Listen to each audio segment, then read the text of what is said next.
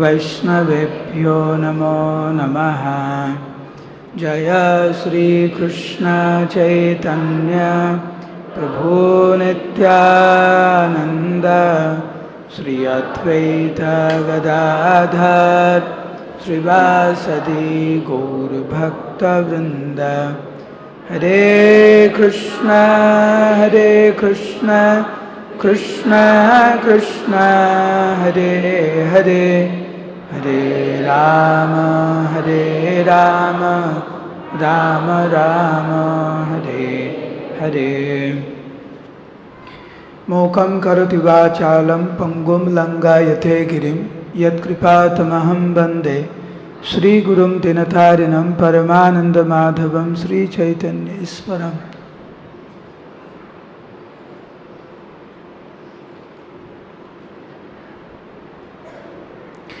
हरे कृष्ण। उपस्थित समस्त गौर भक्तवृंदेर श्री चरण कमले हमें हमें सश्रद्ध प्रणति ज्ञापन करছি। আপনাদের কৃপা ভিক্ষা চাইছে কিছু বলার জন্য।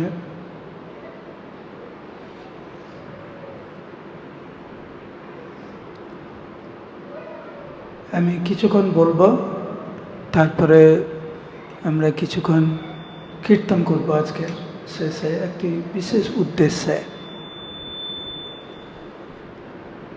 ইসকনের অন্যতম গুরুদেব এবং ভারতবর্ষে যিনি ইসকন ইন্ডিয়া ব্যুরো, মানে আমাদের ভারতবর্ষে যত ইসকনের মন্দির আছে তার লিগ্যাল ওনার হচ্ছে ইসকন ইন্ডিয়া ব্যুরো। প্রভুপাদ নিজে এই ব্যুরো তৈরি করেছিলেন। প্রভুপাদ নিজে এই ব্যুরোর চেয়ারম্যান ছিলেন, legal owner of ISKCON India. এবং গত প্রায় 2 দশকেরও বেশি যিনি এই ব্যুরোর চেয়ারম্যান পদে অভিষিক্ত রয়েছেন, আমাদের সকলেরই আরাধ্য শ্রী শ্রীমৎ গোপাল কৃষ্ণ গোস্বামী মহারাজের আজকের বিকেল 2:30 নাগাদ ওনার কার্ডিয়াক অ্যারেস্ট হয়, কার্ডিয়াক অ্যারেস্ট। এবং উনি অত্যন্ত সংকটময় শারীরিকভাবে অবস্থাতে উনি আইসিইউতে ভর্তি আছেন। ওনার হার্ট এই মুহূর্তে মাত্র 20% কাজ করছে, 80% কাজ করছে না। তো আমাদের ইসকনের গুরুবর্গরা সমস্ত ভক্তদের কাছে বিশেষ অনুরোধ করেছেন যেন আজকের সবাই শ্রী শ্রীমৎ গোপাল কৃষ্ণ গোস্বামী মহারাজের জন্য বিশেষ প্রার্থনা করেন। এবং সারা বিশ্বব্যাপী 3টে নাগাদ থেকে সারা বিশ্বব্যাপী প্রার্থনার আয়োজন করা হয়েছে। তো যেহেতু এখানে অনেক ভক্তবৃন্দরা রয়েছেন, আজকের আমরা কিছুক্ষণ পরে শ্রী শ্রীমৎ গোপাল কৃষ্ণ গোস্বামী মহারাজের উদ্দেশ্যে আমরা ভগবান নৃসিংহদেব, শ্রী শ্রী রাধা মাধব পঞ্চতত্ত্ব, জগন্নাথ বলদেব সুভদ্রার কাছে বিশেষভাবে প্রার্থনা করব। পৃথু মহারাজ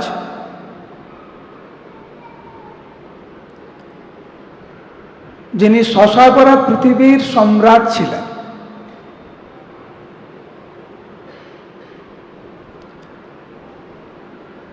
যিনি 99টি অশ্বমেধ যজ্ঞ করেছেন, যার প্রভাব থেকে দেবরাজ ইন্দ্র ভয় পেয়ে পৃথু মহারাজের যজ্ঞের ঘোড়া দুইবার চুরি করেছেন। কেন? যাতে উনি 100তম অশ্বমেধ যজ্ঞ করতে না পারে। শাস্ত্র অনুযায়ী যিনি 100টি অশ্বমেধ যজ্ঞ করবেন তিনি পরবর্তী জীবনে ইন্দ্র হওয়ার যোগ্য, ইন্দ্রের পদ। ইন্দ্র ভয় খেয়ে গেছে। তো ব্রহ্মা এসে পৃথু মহারাজকে বুঝিয়েছিলেন। 99তম যজ্ঞে ভগবান বিষ্ণু স্বয়ং আবির্ভূত হলেন। পরবর্তীতে চতুর্কুমার পৃথু মহারাজের কাছে আবির্ভূত হয়ে অনেক শিক্ষা দিয়েছেন। পৃথু মহারাজ হচ্ছেন ভগবানের শুদ্ধ ভক্ত মহাভাগবত, যাকে সাক্ষাৎ ভগবান বিষ্ণু দর্শন দিয়েছেন, যার সাথে ব্রহ্মা স্বয়ং কথা বলেন, যার চরণে পড়ে দেবরাজ ইন্দ্র ক্ষমা চেয়েছিলেন, শশাগরা পৃথিবীর সম্রাট এবং প্রকৃত অভিভাবক রূপে সারা বিশ্বকে যিনি পালন করেছিলেন, সেই পৃথু মহারাজও একদিন বৃদ্ধ হয়েছিলেন।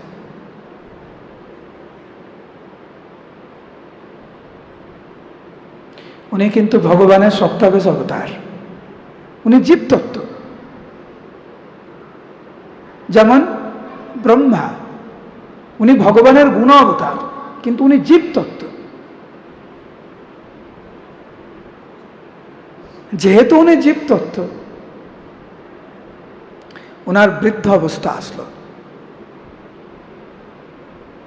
তারপরে সব কিছু যথার্থ সময়ে ওনার 5 জন সন্তান ছিলেন, ওনাদের হাতে সব কিছু দিয়ে উনি বনে চলে গেলেন। কঠোর তপস্যা, পূর্ণরূপে ভগবানের চরণ কমলে আত্মসমর্পণ করে ভগবত ধামে ফিরে গেলেন। আমরা এই জড় জগতে যে কোনো পদে থাকি না কেন, আমাদের যতই প্রভাব থাকুক না কেন, যত জনবল, ধনবল, যত ঐশ্বর্য, যত বড় পদ থাকুক না কেন, প্রত্যেকেই এই অবস্থায় আসতে হবে যেখানে আমরা মৃত্যুর সম্মুখীন, এবং কোনো মূল্যে এই পরিস্থিতিটাকে এড়ানো যাবে না। সেই জন্য সাধন করো, ভজন করো, মরতে জানতে হয়। আমরা এখন থেকে প্রস্তুতি নিচ্ছি, নিজেকে তৈরি করার চেষ্টা করছি যে মৃত্যুকে আমরা কিভাবে গ্রহণ করব। তারই একটি প্রস্তুতি কিন্তু এই সামার ক্যাম্প। সবাই যখন ভাবে ক্যাম্প হচ্ছে, সামার ক্যাম্প কি ভাবেন আপনারা? কখনো এরকম চিন্তা করেন? এই ভক্তি বৃক্ষের সামার ক্যাম্প হচ্ছে আমাদেরকে তৈরি করছে কিভাবে মৃত্যুকে বরণ করতে হবে, দ্য আর্ট অফ ডাইং। না, আমরা কিন্তু চিন্তা করি না। যখনই সামার ক্যাম্প মানে একটু বেড়াতে যাব, ভালো মন্দ খাওয়া দাওয়া হবে, একটু ঘুরবো, একটু নাচ গান হবে, গান বাজনা হবে, আনন্দ ফুর্তি, এটা জড়জাগতিক সামার ক্যাম্প। আধ্যাত্মিক সামার ক্যাম্পের উদ্দেশ্য হচ্ছে এই 2-3 দিনের মধ্যে ভগবানের কত কাছে যেতে পারবো আমরা। সামার ক্যাম্পের শেষে যদি ধামের প্রতি একটু শ্রদ্ধা জাগে, নামের প্রতি যদি একটু শ্রদ্ধা জাগে, বৈষ্ণবদের প্রতি যদি আমাদের শ্রদ্ধা জাগে, বর্ধিত হয়, তাহলে এই সামার ক্যাম্পের সার্থকতা। সামার ক্যাম্পে আসার আগে আমাদের ভগবত ভক্তি নিয়ে যেরকম মানসিকতা, সামার ক্যাম্পের পরে সেই রকমই, তাহলে সামার ক্যাম্পের সফলতা পেলাম না আমরা। সামার ক্যাম্পের আগে যেভাবে জপ করছিলাম, সামার ক্যাম্পের পরে জপের, সামার ক্যাম্পের সময় বা পরে জপটাতে আরো ভালো করে মনোনিবেশ করতে পারছি। বৈষ্ণবদেরকে দেখে শ্রদ্ধা জাগছে, বৈষ্ণবদের দোষ ত্রুটি না দর্শন করে বৈষ্ণবদের ভালো দেখছি স্বতঃস্ফূর্ত ভাবে। এইটি হচ্ছে সামার ক্যাম্পের সফলতা। আমরা যেই স্থানে এসেছি, সকালবেলা আমরা শ্রবণ করলাম, এটা হচ্ছে মহাপ্রভুর বাড়ি। একা চক্রতে যাবেন, মন্দিরে খুব সুন্দর করে লেখা নিতাইয়ের বাড়ি।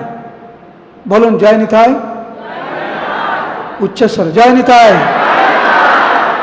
আজকে একাদশী বলে ভাত খাননি বলে অনেক দুর্বল নাকি? উচ্চস্বরে বলুন জয় নিতাই।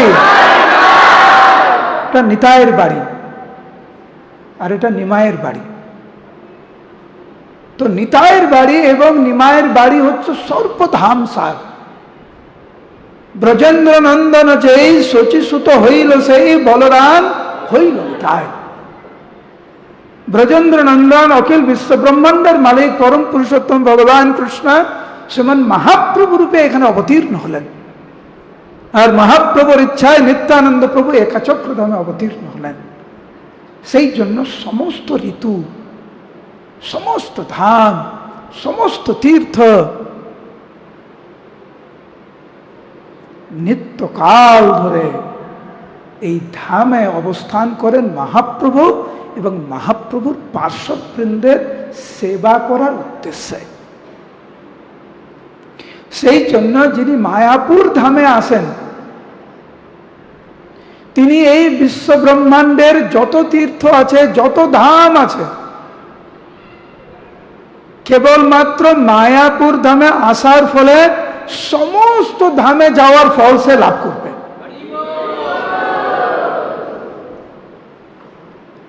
তার মানে এই নয় যে পুরী ধামে যাবেন না, বৃন্দাবনে যাবেন না, যাবেন অবশ্যই। কিন্তু কেউ যদি মনে করে মায়াপুরে গেলাম, সেরকম কিছু পেলাম না, এটা অপরাধ। কারণ বৃন্দাবন ধাম, পুরী ধাম, চার ধাম, যত ধাম আছে, কোটি কোটি যে তীর্থ আছে, সব মায়াপুর ধামে। কারণ আমাদের বুঝতে হবে যে এই নবদ্বীপ ধাম এটা সাক্ষাৎ শ্রীমতী রাধারানীর সৃষ্টি। এটা ব্রহ্মার সৃষ্টি নয়। আপনি একটা ফুল এঁকেছেন, আপনি একটি বাগান তৈরি করেছেন, একটি বাড়ি তৈরি করেছেন, সৌন্দর্যের সীমা আছে কিন্তু সেখানে। কিন্তু ভগবান কৃষ্ণের সন্তুষ্ট বিধানের জন্য সাক্ষাৎ কৃষ্ণময়ী শ্রীমতী রাধারানী যখন কোনো স্থান নিজের হাতে তৈরি করেন, সেই ধাম কেমন?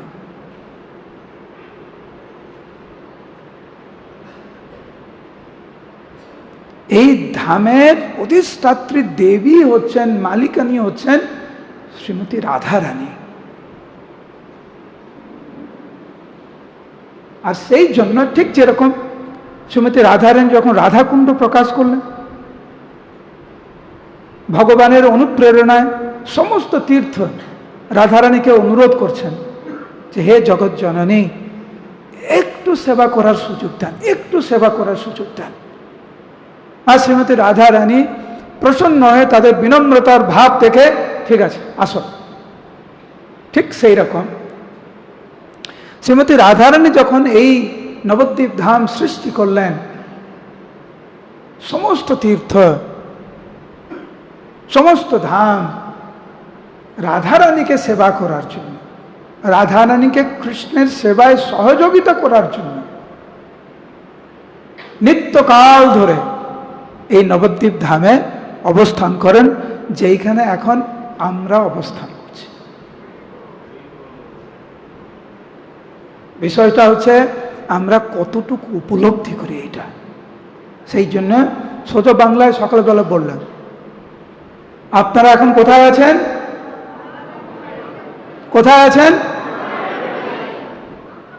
তো কারা যেতে পারে বাড়িতে? আপনি একটু প্রধানমন্ত্রী বাড়িতে গিয়ে দেখান তো আমাকে। অফিসে ডাকবে আপনাকে, তাই না?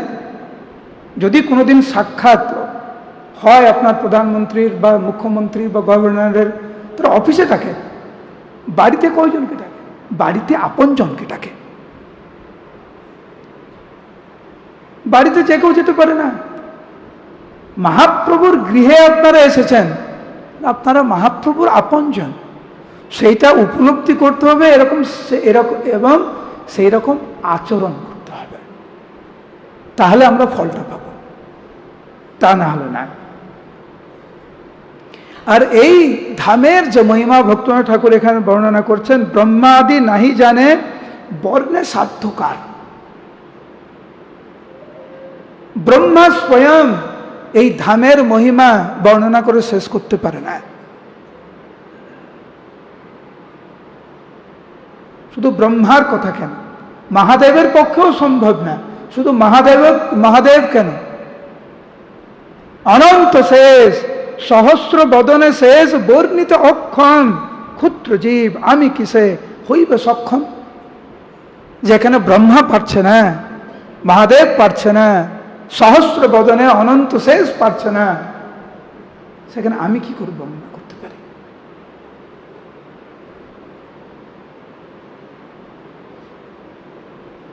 দেব দেব মহাদেব নাহি অন্ত পায়, মহাদেব অন্ত পায় না। সেই স্থানে আমরা এখানে অবস্থান করছি, এই কারণে অন্ত পায় না, কারণ এইখানে শ্রীমন মহাপ্রভু নিত্য লীলা করেন। অদ্যপিয় সেই লীলা করে গৌর রায়, কোন কোন ভাগ্যবানে দেখিবারে পায়। যেই স্থানে আমরা ধামের মহিমা শ্রবণ করছি, এই স্থানেই কিন্তু মহাপ্রভু ওনার নিত্য লীলা করছেন। কে দর্শন করছেন? কোন কোন ভাগ্যবানে দেখিবারে পায়। প্রভুপাদের মতো শুদ্ধ ভক্ত ওনারা দর্শন করতে পায়। প্রভুপাদ বলেছেন, এই নবদ্বীপ ধামে জীবিত থাকা আর মৃত্যুবরণ করা হচ্ছে এক। কেন? আপনারা জীবিত না মৃত? বুঝতে পারছেন না? হায় কৃষ্ণ, এটা কি একাদশীর শক্তি? আপনারা জীবিত না মৃত? জীবিত। এত বিনয় হলে দরকার। আপনারা এখন জীবিত। আপনারা জীবিত না মৃত? কথা বলছেন তো, তার মানে তো জীবিত। উচ্চস্বরে বলুন, জীবিত না মৃত? জীবিত। কোথায় আছেন? তাহলে জীবিত অবস্থায় ভগবানের গৃহে। আবার বলছি, এটাকে ভিতরে হৃদয়ঙ্গম করুন, এটাকে মানুন, এটাকে বিশ্বাস করুন, সেইভাবে চলুন। আবার জিজ্ঞাসা করছি, আপনারা জীবিত না মৃত? কোথায় আছেন? তাহলে জীবিত অবস্থায় ভগবানের গৃহে আছেন। প্রভুপাদ বলছেন, জীবিত বা মৃত একই ধামে, নবদ্বীপ ধামে। তো জীবিত অবস্থায় আপনারা ভগবানের গৃহে অবস্থান করছেন। আর ধামে যদি মৃত্যু হয়, কোথায় যাবেন? কোথায় যাবেন? ভগবানের গৃহে যাবেন। আবার বলছি, কোথায় যাবেন? তো জীবিত অবস্থায় ভগবানের গৃহে আছেন, মৃত্যুবরণ করলে ভগবানের গৃহে যাবেন। সেই জন্য প্রভুপাদ বলেছেন,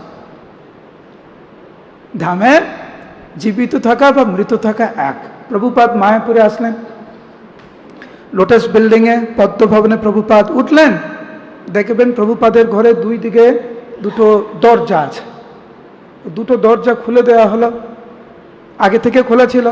তো প্রভুপাদ যখন এসেছেন ঘরে, হাওয়াটা বইছে খুব সুন্দর।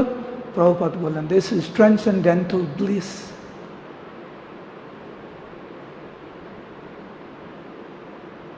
আধ্যাত্মিক আনন্দ আর এই হাওয়াটা ট্রান্সেন্ডেন্টাল, এটাও দিব্য। প্রভুপাদ এখানে জল খেয়েছেন, জল পান করেছেন, বলছেন ট্রান্সেন্ডেন্টাল। মহাপ্রভুর লীলা, নিত্য লীলা দর্শন করেছেন শিল প্রভুপাদ এখানে। আর সেই জন্যই আন্তর্জাতিক খ্রিস্ট ভাবনামৃতের প্রধান কেন্দ্র, আধ্যাত্মিক প্রধান কেন্দ্র হচ্ছে মায়াপুর নবদ্বীপ ধাম। শ্রী মায়াপুর নবদ্বীপ ধাম কি? কিন্তু অভক্ত জনের চিত্তে না হয় উদয়। যখন জীব গোস্বামী পাদ মায়াপুরে যখন আসলেন, মায়াপুর ধামে প্রবেশ করে আধ্যাত্মিক মায়াপুর ধাম দর্শন করলেন। জীব গোস্বামী পাদ যখন মায়াপুরে এসেছিলেন তখন মহাপ্রভু উনার লীলা কিন্তু সম্বরণ করেছেন। মন দিয়ে শুনুন, মহাপ্রভু এই জগৎ থেকে লীলা সম্বরণ করেছেন যখন জীব গোস্বামী পাদ মায়াপুরে আসেন, কিন্তু নিত্যানন্দ প্রভু ছিলেন।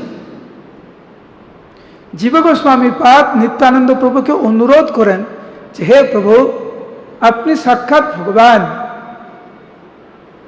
আপনি শ্রীমন মহাপ্রভুর প্রধান সহায়ক। তা আমার খুব ইচ্ছা যে মহাপ্রভুর যে লীলাভূমি এই নবদ্বীপ ধাম, আপনি আমাকে দর্শন করেন নিজে। তো করুণা করে নিত্যানন্দ প্রভু রাজি হয়ে গেলেন। পরিক্রমা শুরু হলো। পরিক্রমা করতে করতে ওনারা গেলেন শ্রীবাস অঙ্গনে। জীব গোস্বামী পাদ সেখানে আর কয়েকজন ভক্ত রয়েছেন। নিত্যানন্দ প্রভু যেই শ্রীবাস অঙ্গনে প্রবেশ করলেন, নিত্যানন্দ প্রভুকে বললেন, নিত্যানন্দ প্রভু জীব গোস্বামী পাদকে বললেন, শ্রীজীব, এই সেই দিব্য স্থান যেখানে সারা রাত ব্যাপী শ্রীমান মহাপ্রভু কৃষ্ণ প্রেমে পাগল হয়ে ভক্তদেরকে নিয়ে নৃত্য গীত করেছেন। এই শ্রীবাস অঙ্গন হচ্ছে বৃন্দাবনের রাসস্থলী, যেখানে মহাপ্রভু অকাতরে প্রেম বিতরণ করেছেন, মহাপ্রকাশ লীলা করেছেন। তো যখন নিত্যানন্দ প্রভু স্বয়ং জীব গোস্বামী পাদকে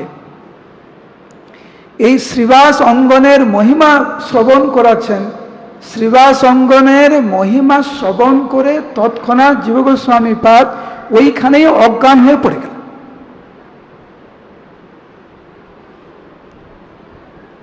এবং যখন উনার জ্ঞান ফিরল, সাক্ষাৎ শ্রীমন মহাপ্রভুকে দর্শন করলেন জীব গোস্বামী পাদ শ্রীবাস অঙ্গনে। কি দর্শন করলেন? ঠিক যেরকম নিত্যানন্দ প্রভু বর্ণনা করেছিলেন। কি সেই বর্ণনা? যে এই সেই স্থান যেখানে শ্রীমন মহাপ্রভু কৃষ্ণ প্রেমে পাগল হয়ে ভক্তদের সাথে নৃত্য গীত করেছেন। যেই বর্ণনা উনি নিত্যানন্দ প্রভু শ্রীমুখ থেকে শ্রবণ করেছেন, সেই লীলা সাক্ষাৎ দর্শন করলেন। কিছুক্ষণ দর্শন করার পরে মহাপ্রভু ওনার যে নিত্য লীলা জীব গোস্বামী পাদের দৃষ্টির আর গোচর হল না। এই সেই ধাম, অদ্যপীয় সেই লীলা করে গৌর রায় কোন কোন ভাগ্যবান দেখিবারে পায়।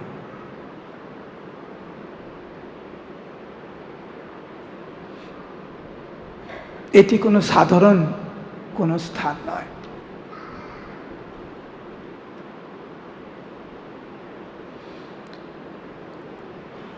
অন্যান্য স্থানে অপরাধ করলে খুব কঠোর শাস্তি পেতে হয়, কিন্তু নবদ্বীপ ধাম ঔদার্য ধাম, অনেক উদার, ক্ষমা করে দেন। তার মানে এই নয় যে ক্ষমা করে দেন বলে আমরা অপরাধ করব, সেটা আরো ভয়ঙ্কর অপরাধ হবে। কিন্তু মহাপ্রভু ক্ষমা করে দেন। জগন্নাথ দাস বাবাজি মহারাজ 6 মাস বৃন্দাবনে থাকতেন আর 6 মাস নবদ্বীপ ধামে থাকতেন। এখন যেটা নবদ্বীপ শহর।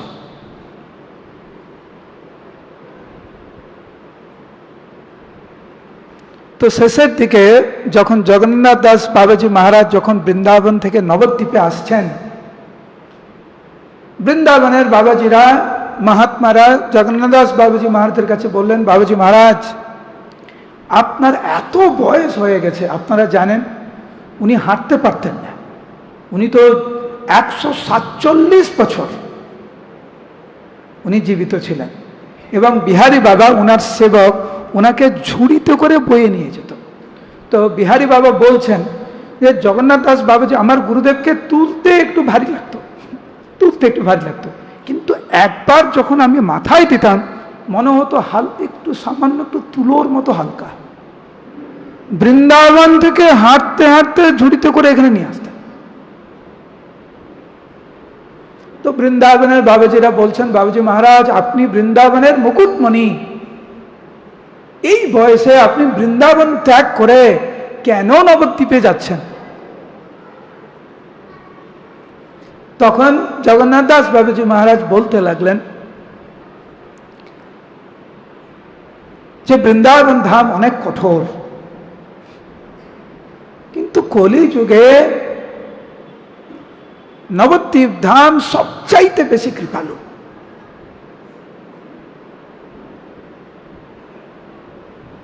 এইখানে ভগবানও খুব কঠোর হয়ে যায় আর তার ভক্তরাও খুব কঠোর হয়ে যায়। তার উদাহরণ দিলেন যে অসুররা আসতো আর কৃষ্ণ তাদের নিধন করতেন, কিন্তু দেখো আমার মহাপ্রভুকে, মাধাই প্রহার করলেন নিত্যানন্দ প্রভুকে, আর নিত্যানন্দ প্রভুর মনোভাব, মেরেছিস কলসির কানা, তা বলে কি প্রেম দেব না? বৃন্দাবন ধামে কৃষ্ণ একটু মাখন চুরি করেছে, আরে অখিল বিশ্ব ব্রহ্মাণ্ডের মালিক, নিজের জিনিস নিজেই একটু চুরি করেছে তো কি হয়েছে?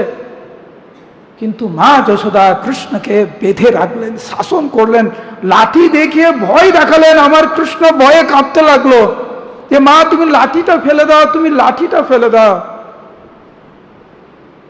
কিন্তু সেই জগৎ জননী যশোদা মা যখন শচী দেবী রূপে অবতীর্ণ হলেন এবং কৃষ্ণ যখন গৌর রূপে অবতীর্ণ হলেন, একদিন মহাপ্রভু ছোট নিমাই মাকে বলছে, মা আমি গঙ্গাতে যাব স্নান করতে, তো পুজোর সামগ্রী আমাকে দাও। আর শচী মা বলছে যে বাবা একটু দাঁড়া, আমি তোকে দিচ্ছি, একটু দাঁড়া। মহাপ্রভু অনেক রাগ করলেন, অনেক ক্রোধান্বিত হয়ে, কেন তুমি আমাকে বললে দাঁড়াতে, কেন তুমি আমাকে এক্ষুনি দেবে না? এত রাগ মহাপ্রভুর, ক্রোধান্বিত হয়ে ঘরের যত জিনিসপত্র ছিল সব তছনছ করে নষ্ট করে দিলেন, ঘরের দরজা ভেঙে দিলেন, ঘরের জানলা ভেঙে দিলেন, চাল ডাল যা ছিল সব ছিটিয়ে দিলেন, কাপড় ছিটতে লাগলেন, একটা লাঠি নিয়ে গাছকে মারতে লাগলেন, ভূমিকে মারতে লাগলেন। আর শচী মা বলছে, যখন সবকিছু নষ্ট করছে ঘরের, তখন শচী মা বলছে, নিমাই ঠিক করছিস তুই, এ সবই তো তোর, তুই নষ্ট কর, তোর জিনিস তুই নষ্ট কর। যেই শচী মা যশোদা রূপে একটু মাখন চুরি করেছে বলে এত শাসন করলেন, সেই যশোদা মা শচী রূপে অবতীর্ণ হয়ে কৃষ্ণ মহাপ্রভুকে বলছে, ঠিক করেছিস, তোর জিনিস তুই নষ্ট কর, আরো নষ্ট কর, আরো নষ্ট কর। এখানে বৃন্দাবনের ধাম একটু কঠোর, ভক্তরাও একটু কঠোর, ভগবানও একটু কঠোর মনোভাব নেয় মনে হয়, কিন্তু নবদ্বীপ ধামও অনেক উদার, ভগবানও ওখানে অনেক উদার, আর ভক্তরাও অনেক উদার। সেই জন্য আমার জন্য নবদ্বীপ ধামই ঠিক আছে বলে নবদ্বীপ ধামে আসলে। তো সবচাইতে সর্বশ্রেষ্ঠতম ধামে আমরা এখন অবস্থান করছি। সম্পূর্ণ সুযোগ গ্রহণ করুন। আমি আরো কিছু বলতে চাইছিলাম কিন্তু সময় প্রায় শেষ, তো আমি 20 মিনিট এখন গোপালকৃষ্ণ গোস্বামী মহারাজের জন্য আমরা এখন একটু কীর্তন করব, প্রার্থনা করব, তারপরে আগামীকাল অন্য বিষয়, মথুরেশ প্রভু আমাকে একটা বিষয় দিয়েছেন, তো সেই বিষয় নিয়ে আমরা আগামীকাল সকালবেলা আমরা আলোচনা করব। হরে কৃষ্ণ কৃষ্ণ কৃষ্ণ হরে হরে, হরে রাম রাম রাম হরে হরে। শ্রী মায়াপুর নবদ্বীপ ধাম কি উচ্চস্বরে, শ্রী মায়াপুর নবদ্বীপ।